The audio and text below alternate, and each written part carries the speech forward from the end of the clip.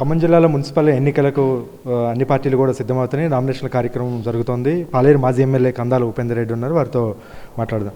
అంటే మీ నియోజకవర్గంలో ముఖ్యంగా హైదరాపురం మున్సిపాలిటీకి ఎన్నికలు జరుగుతున్నాయి. బీఆర్ఎస్ ఏ విధంగా సిద్ధమవుతుంది, విజయ అవకాశాలు ఎలా ఉన్నాయండి మీ నియోజకవర్గంలో?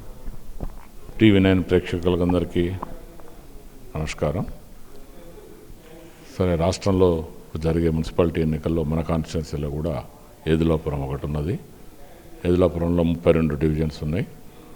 32 డివిజన్లో కూడా మాతో కలిసి వచ్చే పార్టీ ముఖ్యంగా CPM వాళ్ళతోనే పొత్తులో పెట్టుకొని 32 కాన్స్టిట్యున్సీలో పోటీ చేస్తున్నాం. ఖచ్చితంగా మున్సిపాలిటీ మనం కైవసం చేసుకుంటాం అనేది గట్టి నమ్మకం ఉన్నది. ఎందుకంటే జనం అందరూ కూడా ఆల్రెడీ మేము మోసపోయాం, మరోసారి మోసపోకూడదు, ఖచ్చితంగా బీఆర్ఎస్ని గెలిపించాలనే ఆలోచనలో ఉన్నారు. ఖమ్మం జిల్లాలో 3 కీలకమైనటువంటి మంత్రులు ఉన్నారు. ఇప్పుడు పాలేరు నియోజకవర్గంలో కీలకమైనటువంటి మంత్రి పొంగులేటి శ్రీనివాసరెడ్డి ప్రాతినిధ్యం వహిస్తున్నారు. ఎదులాపురం మున్సిపాలిటీ మీద 100 కోట్ల అభివృద్ధి కార్యక్రమాలు చేశాం. అంటే మీరు 10 సంవత్సరాల్లో చేయింది 2 సంవత్సరాలను చేశాం. కాంగ్రెస్ అభివృద్ధి కార్యక్రమాలు చూసి ఆదరించి గెలిపించాలని కోరుతున్నారు మంత్రులు. మీకు ఒక చిన్న ఎగ్జాంపుల్ చెప్తా.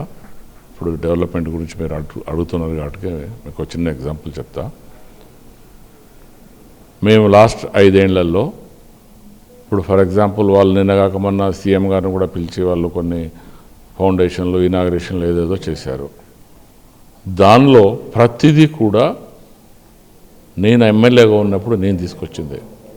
ఈరోజు వాళ్ళు కొత్తగా JNT నేను తీసుకొచ్చిందే, నర్సింగ్ కాలేజ్ మేము కట్టించింది, మద్దులపల్లి మార్కెట్ మేము చేసిందే, అన్ని రోడ్లు ఇంక్లూడింగ్ సెంటర్ లైటింగ్తో సహా మేము చేసిందే.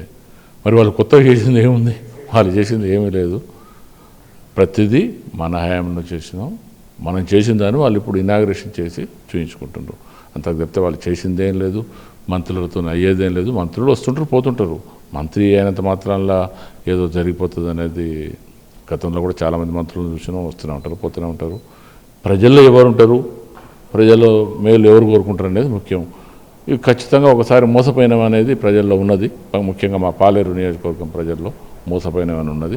కాబట్టి ఖచ్చితంగా మీరు చూశారు, మన కూడా గ్రామ పంచాయతీ ఎలక్షన్లో కూడా మ్యాక్సిమం ప్రజలు మనకు అనుకూలంగానే స్పందించారు. ఇప్పుడు కూడా మున్సిపాలిటీ ఖచ్చితంగా మేమే గెలుస్తాం. అంటే కందాల ఉపేందర్ రెడ్డి పార్టీ మారుతుండో బీఆర్ఎస్ నుంచి బీజేపీలోకి పోతుండని లేదా కాంగ్రెస్లోకి వెళ్తుండనేది వివిధ రకాలుగా ప్రచారం జరుగుతుంది. నిజంగా పార్టీ మారుతున్నారా? ఏ పార్టీలోకి వెళ్తున్నారండి? మీకు హానెస్ట్గా చెప్పాలంటే ఇదంతా కాంగ్రెస్ వాళ్ళు కావాలని చేస్తున్న ప్రచారం. నేను మొదటి నుంచి చెప్తున్నా, ఇప్పుడు చెప్తున్నా, నాకు పార్టీ మారే ఆలోచన కానీ అట్లాంటిది కానీ అవసరం కానీ లేదు. ఖచ్చితంగా నేను బీఆర్ఎస్లోనే ఉంటాం, బీఆర్ఎస్లోనే ప్రయాణం చేస్తా. నాకు నిజంగా ఇంట్రెస్ట్ లేనప్పుడు, నాకు ఇంకొక 10 ఏళ్ళ తర్వాత వయసు సహకరించినప్పుడు రిటైర్ అవుతా, కానీ మళ్ళీ ఇంకొక పార్టీ మారేది కానీ అట్లాంటి ఆలోచన కానీ 1% కూడా లేదు. ఇది ఇంతకుముందు కూడా చెప్పినాం. వీళ్ళు కావాలని కాంగ్రెస్ వాళ్ళు ఒట్టిగా పబ్లిక్ని డైవర్ట్ చేసేదానికి ఏదో ఒకటి చెప్తున్నారు, కానీ నాకు అట్లాంటి ఆలోచన లేదు, అవసరం లేదు. అంటే కాంగ్రెస్ నుంచి కానీ బీజేపీ నుంచి కానీ ఏమన్నా మీకు పార్టీలో చేరమని ఏమైనా ఒత్తిళ్లు జరుగుతున్నాయి? ఎందుకు ఈ ప్రచారం? అంటే అసలు వాస్తవం లేకుండా అయితే ప్రచారం అయితే జరగదు కదా. నేనేమంటున్నా నారాయణ,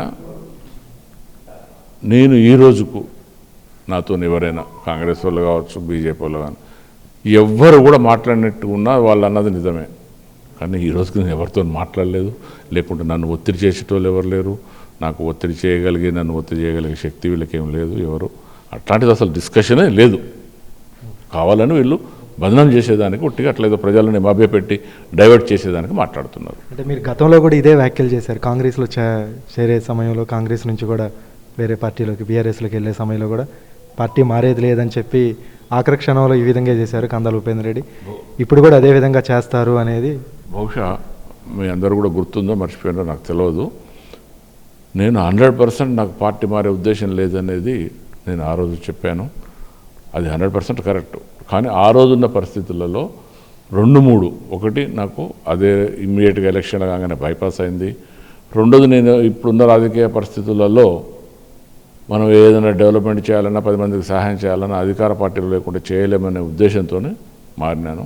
కానీ నేను మారటం కూడా ఆ రోజు కరెక్ట్ కాదని కూడా చెప్పిన నేను. నేను మారటం కరెక్ట్ అని కూడా నేను ఎప్పుడు చెప్పలేదు. ఆ రోజున్న పరిస్థితుల్లో మారినాం అంతే. కానీ నాకు మారే ఉద్దేశం నిజంగా కూడా లేకుండే.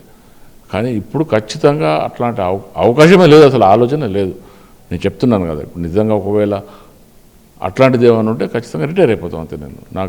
నేను ఇప్పుడు జనం ఈ రోజైనా ఖచ్చితంగా మనం సరే పార్టీ మారినాక కూడా ప్రజలనేమి ఇబ్బంది పెట్టలేదు, లేకుంటే ప్రజలకు మనం పని చేయకుండా లేము. అందరికీ పని చేసినాం, అందరికీ ఎవరికి ఏం కావాలో చేసినాం. నేను ఎప్పుడున్నా ఏ పార్టీ ఉన్నా ఎక్కడున్నా ప్రజలనే ఉండాలనుకుంటా, ప్రజలు మంచిగా ఉండాలని కోరుకుంటాం. కాబట్టి నాకు అట్లాంటి ఆలోచన లేదు. ఇది కేవలం వీళ్ళు కావాలని డైవర్ట్ చేస్తున్నారు అంతే. ఇప్పుడు నేను ఎక్కడన్నా ఒక సందర్భంలో కాకుండా ఒక సందర్భంలో ఏదైనా మాట్లాడితే దానికి ఇంకా 2 మాట్లాడితే దానికి అర్థం ఉంటుంది. కానీ అసలు అట్లాంటి డిస్కషనే లేదు దాంట్లో. తెలిసిన 1.01% కూడా కరెక్ట్ లేదు.